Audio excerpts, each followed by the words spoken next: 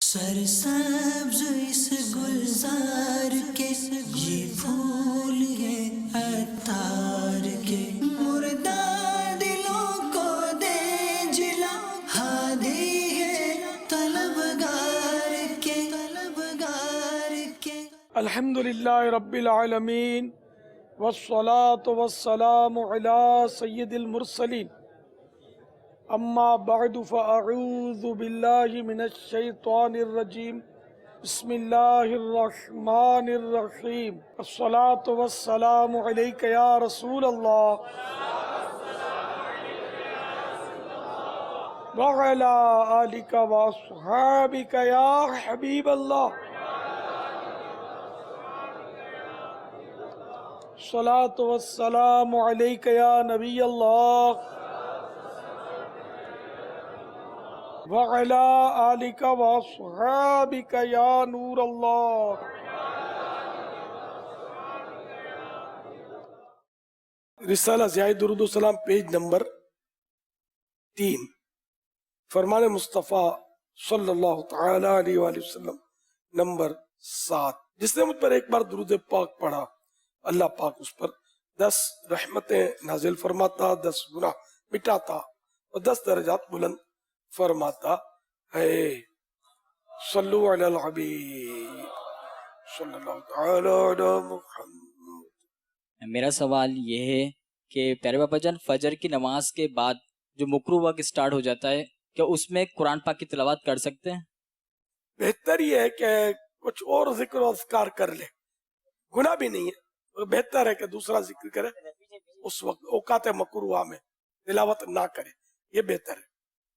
دیکھو ناجائز نہیں کہہ رہا، پھر آپ بول دیں گے ناجائز بولا ہے، غلط فہمی ہو جاتی ہے بعض اوقات۔ جزاک اللہ خیر بابا، میری اور میرے گھر والوں کی بے حساب بخشش کی دعا فرما دیجیے۔ یغفر اللہ لنا ولکم بغیر حساب۔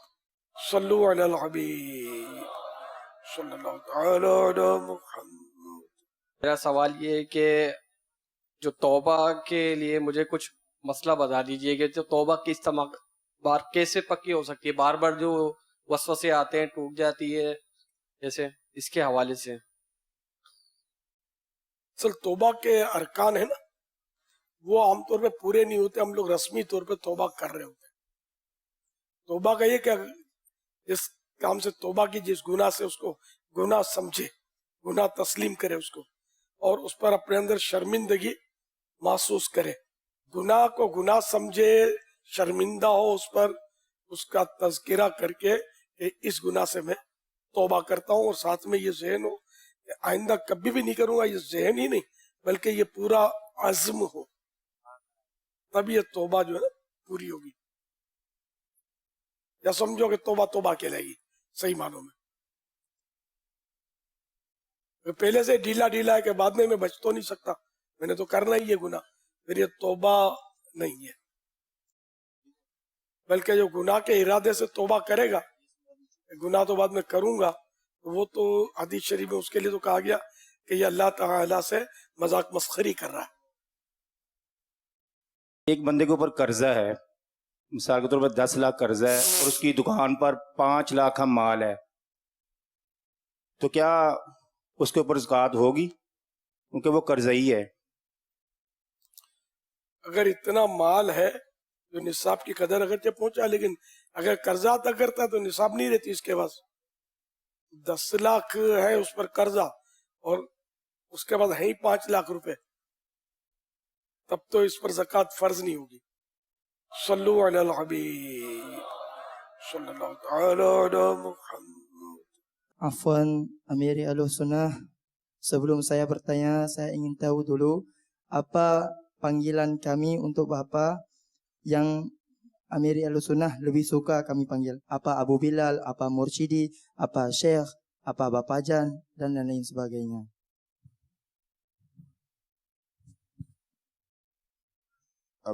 پیارے امیر اہل سنت، سوال کرنے سے پہلے میں آپ سے پوچھنا چاہوں گا کہ ہم آپ کو کس طرح کس نام سے پکاریں، کہ آپ کو شیخ کہیں، آپ کو یا سیدی کہیں، آپ کو ابو بلال کہیں، آپ کو باپا جان کہیں، آپ کو امیر اہل سنت کہیں؟ مجھے फकीर अहले सुन्नत कहा करें. Katakanlah saya, manggil saya fakir ahli sunnah. Okay नहीं बोलते ओके नहीं है.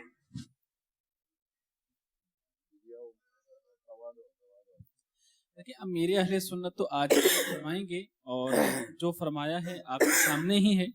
हमें ये चाहिए कि हम अमीर अहले सुन्नत ही कहें. हमारे पीर मुर्शिद हैं, हमारे शेख तरीक़त हैं, तो जो भी इस तरह के अलक़ाबात हम दे सकें हमें देने चाहिए. इस तरह की बातें पूछी नहीं जाती हैं कि आपको क्या कहकर पुकारा जाए, बल्कि खुद ही जो अलक़ाबात हों वो अलक़ाबात दे देने चाहिए. Hendaklah kita tidak bertanya kepada beliau bagaimana kita memanggil Anda. Apa yang bagus, apa yang paling bagus, lebih bagus kita memilih. Syukriya. Saya ingin bertanya, apa kunci kesuksesan Amir Ahlussunnah dalam membangun dakwah Islami hingga masyhur di seluruh dunia? Dan kenapa Amir Ahlussunnah mengatakan bahwa ini semua bukan dari Amir Ahlussunnah, tetapi ini dari siapa? Mohon penjelasannya. Syukriya. शरीफ अत्तारी भाई ये सवाल कर रहे हैं कि दावत इस्लामी जो मुख्तसर से अरसे में दुनिया के बहुत से ममालिक तक पहुंच गई, तो इसमें कामयाबी का राज क्या है, ये इरशाद फरमाइए. अल्लाह की रहमत. रहमत अल्लाह. सल्लु अलल हबीब सल्लल्लाहु तआला अला मुहम्मद. प्यारे मुर्शिद, मेरे वालिद के लिए कैंसर है, इनके लिए दुआ फरमा दीजिए. अल्लाह करीम शिफा. और फिर हम हज़रत साहब, मुझे आपने ख्वाब में एक चीज़ इनायत फरमाई थी, वो अभी तक मुझे नहीं मिल सकी. मैं काफ़िले में गया था, हमारे हल्के के इस्लामी भाई थे, उन्होंने को मैंने ये बताया कि है ना, मुझे बापा जान ने ये चीज़ दी, पता नहीं क्या चीज़ दी है मुझे आप. तो उन्होंने बोला मैं आपको देता हूँ, आप लगा दें दुकान पर. तो मैंने वो चीज़ लगाई थी, दोबारा खो गई. ये कौन था जो मेरी दी हुई चीज आपकी अता की गई चीज़ नहीं तो ख्वाब में तो आपको दी थी, उसके पास कैसे पहुंच गई? नहीं, उन्होंने बोला आपकी जो आप मतनी मुज़ाकरे में कहते हैं ना, तो उन्होंने बोला ये है ना हज़रत साहब ने कही थी और मैंने लिखी है. क्या मेरे कुछ गलत फहमी हो गई? गलत फहमी हो गई होगी. पापा जान आप कुछ अता कर दे अल्लाह. मुलाकात के लिए यार. पापा जान नजर करम कर दे. पापा जान, पापा जान नजर करम कर दे. पांचों नमाजें पाबंदी से पढ़ने का आप पक्का वादा करें. पापा जान इंशाअल्लाह. अब दुनिया इधर की उधर हो जाए, नमाज नहीं छोड़नी. इंशाअल्लाह. हाँ भाई, टोकन दे दो यार इसको.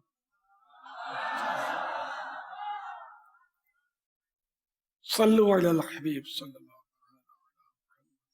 ये अर्ज करनी थी कि कोई बंदे ने पहली बार हज किया है, तो अब वो जब वापसी आया तो अपने आप को यानी कि अपना लोगों के सामने तारुफ कैसे कराए, यानी कि वो ये कह सकता है कि अपने नाम के साथ हाजी लगाए या अपने आप को छुपाए, यानी कि वो हाजी ना लगाए, सिर्फ अपना नाम ही बता दे. मैदान अरफात में लाखों के बीच में था, मीना में भी सरेआम खेमे में था, रोडों पे आता जाता था.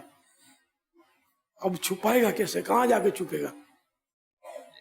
हज तो अवाम में होता है और नमाज भी जो बाजमात पढ़ता है, कैसे छुपाएगा? अब ये कि नीयत पर है. अगर इसलिए हाजी कहता है कि वाह वाह हो, तो ज़ाहिर नीयत में फसाद है. जैसा कि आला हज़रत के वालिद साहब मौलाना रक़ी अली ख़ान रहमतुल्लाह ताला अलैह ने फ़ज़ाइल दुआ में लिखा है. सैयदना सुफ़ियान सौरी रहमतुल्लाह ताला अलैह कहीं तशरीफ ले गए थे, मदऊ थे शायद, तो साहिब खाना ने खादिम को आवाज़ दी कि दूसरे हज से मैं वो जो ले आया था बर्तन, हजरत को उन बर्तनों में खाना पेश करो. तो उन्होंने फरमाया कि अरे मिस्किन, तुमने मुझे सुनाने के लिए 2 हज ज़ाये कर दिए. कि दूसरे हज से मुराद है कि 2 हज तो कम से कम किए हैं, कि मुझे सुनाने की आदत क्या थी. कि दूसरे वैसे ही कहते थे कि वो फुला जगह जो बर्तन रखे उसमें दे दो, दूसरे हज से। तो यहाँ नीयत क्या, मकसूद क्या? तो ये अल्लाह के नेक बंदे थे, बल्कि तबे ताबई थे और बहुत बड़े मुहद्दिस थे। इमाम बुखारी ने भी इनकी रिवायतें ली है। तो इनका वजन था ये, इन्होंने बोल दिया। और ये वैसे ही मालदारों से थोड़ा सेट नहीं होते थे, यानी इनकी बारगाह में मालदार काफी जलील होते थे, गरीबों को ज्यादा इज्जत मिलती थी। नहीं, बाज ऐसे होते हैं ना, जब हज करके आते हैं तो कहीं नाम लिखा हो, यानी कि किराना की दुकान वालों के पास, तो आकर कहते हैं कि भाई मेरा साथ इसके साथ हाजी भी लगा दो, इसके साथ हाजी लिख दो। बस है तो जायज, लेकिन मतलब इसमें बस वही रिस्क है, वो रिया में पड़ जाए बंदा। फुलता जरा यूं तमन्ना होती है कि लोग हाजी बोले। अब जो 5 टाइम नमाज पढ़ता है उसको कोई नमाजी उसके नाम के आगे नहीं लगाता। तो अभी एक आजकल का उर्फ है, हाजी लगाते, नमाजी नहीं लगाते। शरअन जायज है। हम किसी की नीयत पर क्यों हमला करें कि ये सुनाने के लिए अपने आप को हाजी कहता, कहलवाता या लिखता लिखवाता है। अपने तौर पे बचना चाहिए, ये समझ में आता है, ताकि रिया में ना पड़े। पापा, मेरे साथ का बात के बाद असातिज़ा आपको सलाम अर्ज कर रहे थे और हाजी की मुबारकबाद। अलैका वालेकुमुस्सलाम। मेरा भी इनको सलाम कहिएगा। मुझे किसी का शेर वैसे ऐसे मौके पर अक्सर याद आता है, मुबारकबाद देते हो मुझे हज्जो ज़ियारत की, मेरा गम भी तो देखो मैं मदीना छोड़ आया हूँ। पर हाजी को मुबारकबाद देना ये है जायज, नाजायज नहीं है। मुबारकबाद देना ये कि आमतौर पे हमारे यहाँ खुशी के माना में होता है, ईद मुबारक हो, खुशी का एक इजहार होता है। वरना ये कि मुबारक के माना तो बाई से बरकत, बरकत वाला। तो आपको हज मुबारक हो कि आपका हज बरकत वाला, आपके लिए बरकत वाला साबित हो, ये दुआ है। मगर चूंकि खुशी के सेंस में होता है मुबारकबाद देना, माना की तरफ आमतौर पर तवज्जो नहीं होती। तो इन मानो कर कि मुबारकबाद देते हो मुझे हज्जो ज़ियारत की, मेरा गम भी तो देखो मैं मदीना छोड़ आया हूँ। मुझसे तो ताज़ियत करनी चाहिए कि मदीना छूटना ये भी एक बहुत बड़ा सदमा है। लेकिन बाज़ों के लिए ये सदमा होता है और बाज़ों के लिए खुशी का बाइस भी होता है। घर पहुंचेंगे, बाल बच्चों से मिलेंगे, दोस्तों से मिलेंगे, तो अपना अपना मतलब अंदाज होता है। तो होना चाहिए गम मदीना छूटने का। प्यारे आका सल्लल्लाहु तआला अलैहि वसल्लम का एक खास कुर्ब मिला था, वो मतलब जाता रहा। मदीना मदीना है। सल्लु अलल हबीब सल्लल्लाहु तआला अला मुहम्मद। आंखों से निकलने वाला आंसू किन सूरतों में पाक और किन सूरतों में नापाक होता है?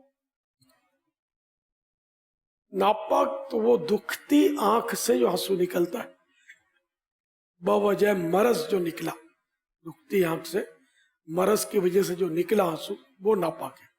दुखती आंख है लेकिन खौफ खुदा में रोया या वैसे रोया या प्याज काटते हुए उसकी वो तिखापन पहुंचा और आंसू निकला, ये नापाक नहीं है।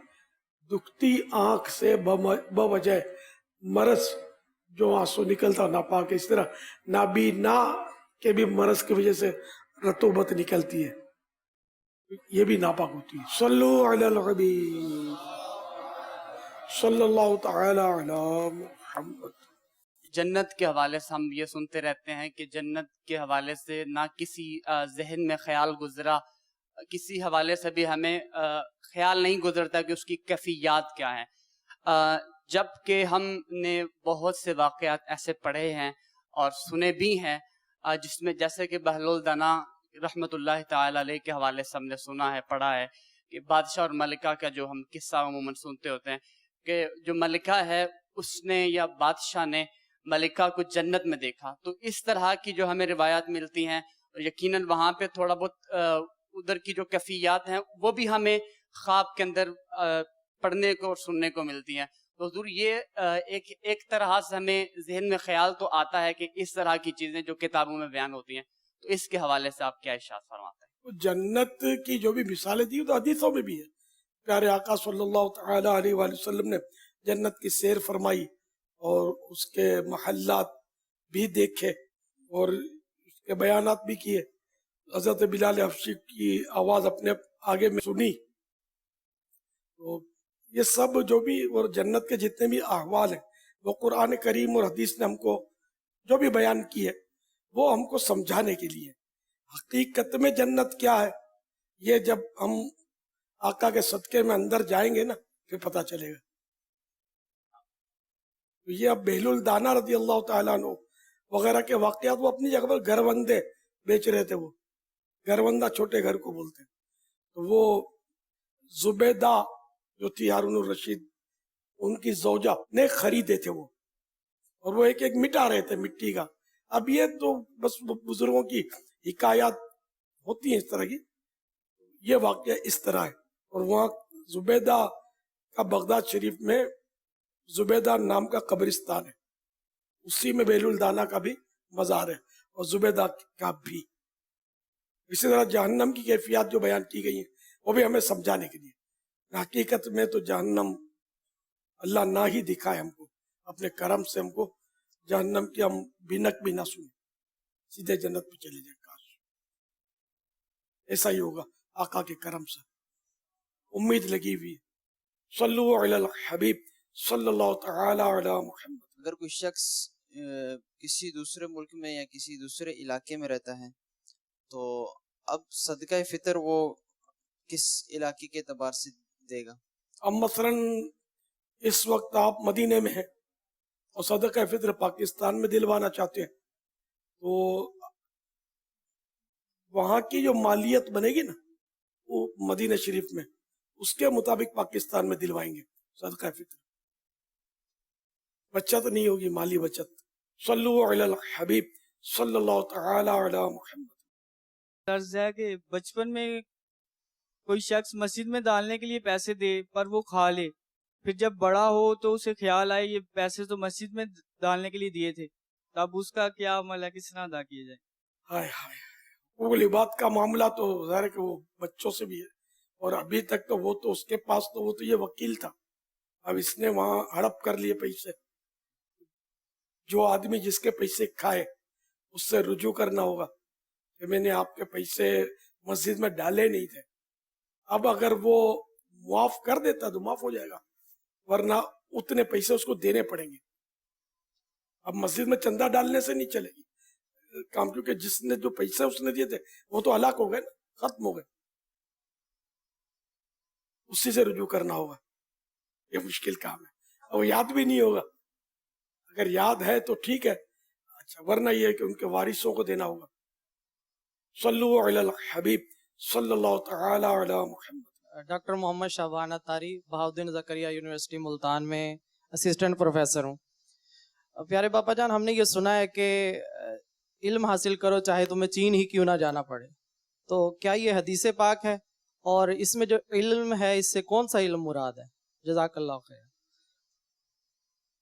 ये इससे जो ये दुनियावी स्कूल वाले हैं ना, ये इस हदीस से मतलब यानी कि अपना मफाद निकालते हैं, हालांकि ये हराम है। यानी हदीस पाक से इस्तिदलाल गैर आलिम, वो गैर आलिम जो हदीसों, हर आलिम भी इस्तिदलाल करने की सलाहियत नहीं रखता, ना आलिम के लिए शर्त है कि वो हदीसों से इस्तिदलाल, ये मुहद्दिस का काम होता है। तो ये इस्तिदलाल कर लेते हैं ये कि चीन में कोई वो तफसीर थोड़ी पढ़ाई जाती है, वो तो फुला का मुल्क है, फुला लोगों का मुल्क है। तो उतलुबुल इल्म वलो बिस्सीन, के इल्म हासिल करो, इल्म तलब करो अगरचे चीन जाना पड़े। मुझे शरह उसकी जो याद पड़ता है कि चाहे कितनी ही मशक्कत उठानी पड़े, कितना ही दूर जाना पड़े, इल्म हासिल करो, अपनी जरूरत का जो इल्म होता है। इससे हरगिज ये मुराद नहीं है कि मतलब वो दुनियावी उलूम के लिए ये हदीस पाक है। यानी पहले भी चीन मौजूद था और उस वक्त भी, और ये बहुत दूर माना जाता था। अब तो हवाई जहाज में बैठे, बल्कि हमारे यहाँ तो बाबुल मदीना से वो सरहद पड़ती है, होटल उसमें बस में जाते हैं चीन, तो एक मुहावरा है पुराना, हुनोज दिल्ली दूर अस्त, हुनोज दिल्ली दूर अस्त, अभी दिल्ली बहुत दूर है। ये मुहावरा अब ये हो गया पुराना, यानी कोई काम नामुमकिन जैसा हो या बहुत मुश्किल हो तो अब दिल्ली बहुत दूर है भाई, ये काम तुम नहीं कर सकते, मैं नहीं कर सकता, इस तरह की मतलब ये मुहावरा। अच्छा, अब दिल्ली के कहाँ है? लाहौर में एक इलाका गड़ी शाहू, गालिबन गड़ी शाहू में खड़े होकर किसी ने मुझे बताया था कि ये हिंद की, ये जो बादल है ना हिंदुस्तान के, दिखाया था। और लाहौर से दिल्ली जो है ना बाई एयर 20 मिनट का रास्ता है। अब ये कि हमारे ये सवारियां इतनी फास्ट हो गई हैं कि फासले सिमट कर रह गए। हदीस शरीफ में मिसाल दी गई है, वो आप लोगों के लिए, दुनियावी उलूम वालों के लिए इसमें कोई यानी मफाद या हिस्सा नहीं है तो, और अपने तौर पर इसको इस्तेमाल करना भी नहीं चाहिए जब तक हम किसी अच्छे मुहद्दिस की उसमें शरह में पढ़े नहीं या पूछे नहीं।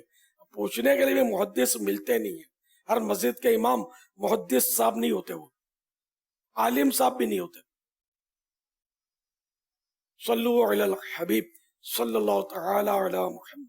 प्यारे बाबा जान, अर्ज ये है कि बंदा एक दफा गुनाह करता है, जैसे उसने झूठ बोला, अब उसके बाद उसने उससे तौबा की, अब बार बार उस गुनाह पर इसरार कर रहा है और हर बार जो है तौबा कर रहा है, तो इसके लिए क्या कोई वजीफा भी इरशाद फरमा दें, और इसका क्या हुक्म हो कि तौबा पे इस्तिकामत नहीं मिल रही?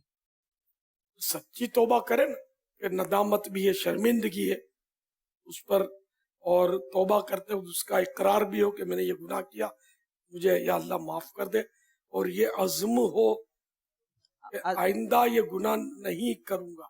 अब अज़्म होता है उस वक्त कि भाई नहीं करूंगा, अब बाद में फिर शैतान गालिब आ जाता है, फिर उसके बाद फिर तौबा करता है बंदा, तो हाँ, तो इस तरह तो 100 बार भी तौबा करे तो तौबा तो अल्लाह कबूल करने वाला है, तौबा तो हो जाएगी। इन्हें के झूठ के अजाबात पड़े या जो गुनाहों के अजाबात हैं, जहन्नम के अजाबात हैं, इनके बारे में मालूमात करे और ऐसी सोबत इख्तियार करे जो गुनाहों से दूर रहने वालों की है, नेकियां करने वालों की है, तो मदनी इनामात पर अमल करें और रोजाना गौर व फिक्र करके इसका जो भी रिसाला है वो पुर करें। हर माह की पहली तारीख, हर इस्लामी माह की पहली तारीख जमा करवाएं ये रिसाला। मदनी काफिलों में हर महीने 3 दिन कम से कम सफर करें। तो इस तरह मतलब जब मदनी माहौल में डलेंगे ना तो इंशाअल्लाह गुनाहों से बचने का भी जहन बनता चला जाएगा। सल्लु अलल हबीब सल्लल्लाहु तआला अला मुहम्मद। एक शख्स अपने पीर की बारगाह में वादा करता है कि आज के बाद कोई गुनाह नहीं करूँगा, वादा करके आता है और फिर वो नेक आमाल की तरफ गामजद होता है और नेकियां करता है, फिर गुनाह हो जाता है उससे, फिर तौबा करता है कि या अल्लाह अज़्ज़ा वजल अब कोई खता नहीं करूँगा, फिर खता हो जाती है, फिर वो तौबा करता है कि बस आज के बाद कोई खता नहीं करूँगा और सच्चे दिल से रोकर वो अल्लाह अज़्ज़ा वजल की बारगाह में माफ़ी मांगता है, मगर फिर खता हो जाती है। तो प्यारे पापा जान, इसकी क्या वजह हो सकती है कि उसे इस्तिकामत नहीं मिलती? और प्यारे पापा जान, नेकियों पर इस्तिकामत का कोई तरीका भी इरशाद फरमा दीजिए। तौबा करता रहे, तौबा करते हुए ये जहन जरूरी है कि आइंदा नहीं करूंगा। अगर ये जहन है कि आइंदा भी करूंगा तब तो ये तौबा ही नहीं है, बल्कि अल्लाह ताला से मजाक मस्खरी है। तौबा जब सच्ची करेगा तो गुनाह फिर हो गया बतकाज़ा बशरियत, फिर उसी तरह तौबा कर ले, फिर गुनाह हो गया फिर तौबा कर ले। तो अगर यूं दिन में 100 मरतबा भी करता है तो भी उसकी तौबा कबूल है। तो जब ये तौबा सच्ची करता रहेगा कभी न कभी इस्तिकामत मिल ही जाएगी इंशाअल्लाह। सल्लु अलल हबीब सल्लल्लाहु तआला अला मुहम्मद। मैं 97 में जामिया मस्जिद अक्सा गुंबद खिजरा में मैंने हिफज के लिए एडमिशन लिया था। उसके बाद वहाँ से अपना हिफज कंप्लीट किया माशाअल्लाह, और उसके बाद स्टडी कंप्लीट करने के बाद बिजनेस में चला गया। لیکن ریسنٹلی جب سے مدنی چینل اور مدنی مذاکرہ دوبارہ سٹارٹ ہوئے، حاجی افور رضا اور حاجی منصور رضا اتاری صاحب کی وجہ سے میں دوبارہ دعوت اسلامی میں ان ہوا، ماشاءاللہ. اور الحمدللہ جب سے دوبارہ دعوت اسلامی میں ان ہوا میرے بہت زیادہ معاملات دوبارہ بہتری کی طرف گامزن ہو گئے. یہاں آنے کا مقصد صرف اور صرف آج یہ ہے کیونکہ آج لائیو ماشاءاللہ پہلی دفعہ آپ کا دیدار ہوا ہے. مدنی چینل پہ تو پہلے بھی ہوتا رہا اور مدرسہ دور میں تو ویسے بھی آپ کو کوئی دیدار آپ کا کر پاتا تھا. ابھی مدنی التجا صرف یہی ہے کہ بابا جان کوئی ایسی نظر کرم فرما دیں کہ دوبارہ اس سے میں پیچھے نہ ہٹ پاؤں، اور میرے لیے کوئی مدنی پھول ارشاد فرما دیں کہ اپنا بزنس بھی جاری رکھوں اور دعوت اسلامی کو بھی جو ہے نا وہ ٹائم دے سکوں. بزنس تو اللہ کرے حلال روزی میں برکت ہو. سب بھی ظاہر ہے کچھ نہ کچھ روزگار تو کرتے ہیں. دعوت اسلامی بے روزگاروں کی تو ہے نہیں، نہ دعوت اسلامی سب کو کفالت کر سکتی ہے. تو جو کام کرتے ہیں وہ اپنا کام دھندا بھی کر رہے ہوتے ہیں اور دین کا کام بھی کر رہے ہوتے ہیں. تو آپ بھی اسی طرح وقت نکالیے، مدنی قافلوں میں سفر کیجئے. کچھ اگر ذمہ داری کی صلاحیت ہے تو اپنے ذمہ داروں سے مشورہ کر کے وہ ذمہ داری لیجئے، تو اس طرح انشاءاللہ مزید وابستگی مضبوط ہو جائے گی. صلو علی الحبیب صلی اللہ تعالی علی محمد. سرسبز اس گلزار کے یہ پھول ہیں عطار کے.